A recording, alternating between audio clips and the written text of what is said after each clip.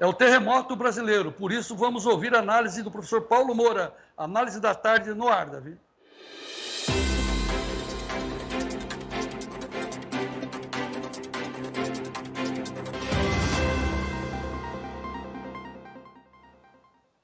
Professor Paulo, talvez sejamos os únicos, né, que estamos tentando botar os pingos nos is. Ainda podemos, né? Sei lá até quando, mas vamos, né?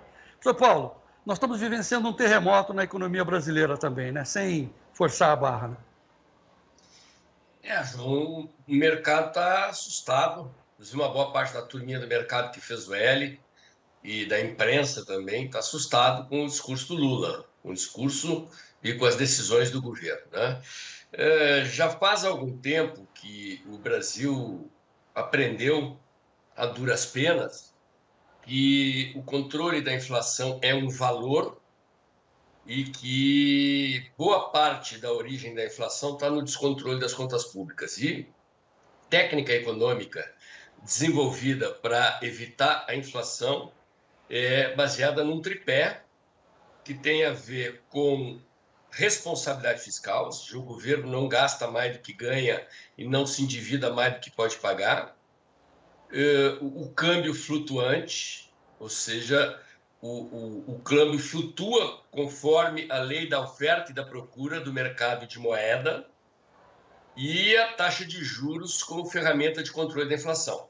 Então, toda vez que a inflação arrisca sair do controle, e nós estamos vivendo ainda uma situação que é consequência da pandemia, governos no mundo inteiro tiveram que botar o pé no acelerador do gasto público para socorrer empresas e socorrer pessoas. No Brasil não foi diferente. O diferente no Brasil é que a gestão do ministro Paulo Guedes, apesar disso, conseguiu resultados excepcionais. Então, o juros subiu no mundo inteiro porque houve um excesso de gasto público na pandemia. E nós ainda estamos pagando essa conta, por isso que o juro no Brasil está 13,75 a taxa Selic, que é a taxa que incide sobre os papéis do governo. Então, assim, não se trata de uma questão de vontade política, como parece que a esquerda e o Lula imaginam. O juro está muito alto, vou baixar. A Dilma fez isso, causou um desastre. A Dilma fez isso com taxa de juros, com um Banco Central que não era independente, fez isso com o preço dos combustíveis, fez isso com o preço da energia, quebrou a Eletrobras, o PT destruiu a Petrobras, não só por essa política de gestão irresponsável, mas também pela corrupção, e por ficar se metendo em regras de mercado, desorganizando o mercado. E a pressão que o Lula está fazendo sobre o presidente do Banco Central, ela cai mal no mercado, porque é uma tentativa de interferência política na gestão fiscal técnica. Então, o Banco Central ele não está preocupado com política, ele está preocupado em proteger o valor do real, o valor da moeda, e se o governo sinaliza que vai gastar desenfreadamente, ou seja, vai provocar a alta da inflação, a lógica econômica diz, por causa daquele tripé que eu falei, ou seja, vai descontrolar o gasto, vou ter que subir o juro para evitar a inflação. Porque a inflação é o pior dos mundos, principalmente para os pobres. Mas para toda a economia adoece, o país adoece quando tem descontrole inflacionário. O Brasil passou por décadas de hiperinflação, nos anos 80, anos 90, conseguimos acabar com a inflação a duras penas, mas vivemos com um risco permanente, né? Quer dizer, como o governo do presidente Bolsonaro não teve continuidade, o ministro Paulo Guedes saiu, os riscos da volta da inflação do passado estão aí de novo, e o Lula parece que quer duas coisas que são impossíveis, que é aumentar gasto público de forma responsável e forçar o Banco Central a baixar a taxa de juros. O mercado reage e a resposta é o que a gente está vendo aí, dólar disparando e bolsa caindo.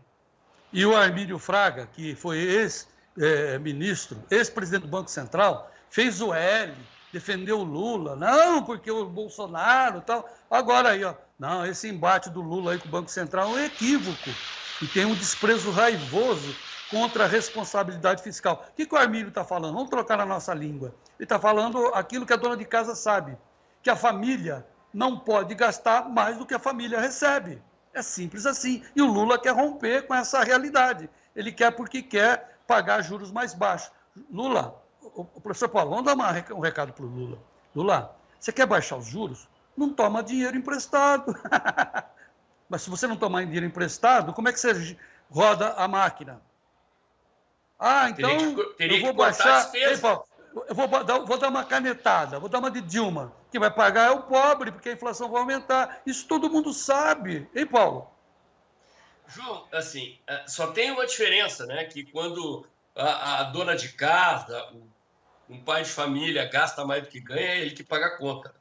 Quando o governo gasta mais do que recebe, ele está gastando mais do que recebe o nosso dinheiro. E, consequentemente, quando ele contrai em dívida para pagar o excesso de gasto, ele está endividando nós, os brasileiros que pagamos os impostos. E o PT parece lidar com a ideia de que o dinheiro do governo, que não é do governo, é do pagador de impostos, cai do céu.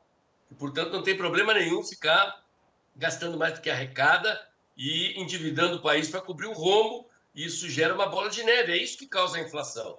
É isso que desorganiza a economia. A responsabilidade fiscal, ela vai bater primeiro no bolso do pobre, porque o rico, o banco, tem como se defender. Para quem tem muito dinheiro, existem aplicações financeiras que rendem acima da inflação. A pessoa que não tem condições de economizar, que o dinheiro que ela ganha vai para a mesa, para sustentar a família, para pagar gastos com educação, com saúde da família, é da mão para a boca. O dinheiro entra e é gasto durante o mês, quando ele dura o mês inteiro. Não tem como botar. Às vezes sobra uma coisa, vai para a poupança, que em geral rende menos do que a inflação. O rico se protege, o banco se protege. Mas, Então, Gil, o PT vem fazer esse discursinho de que é preocupado com o social, preocupado com os pobres. Na verdade, as políticas econômicas do PT já se mostraram fracassadas no passado. O PT quer insistir no erro e mandar conta para os pobres.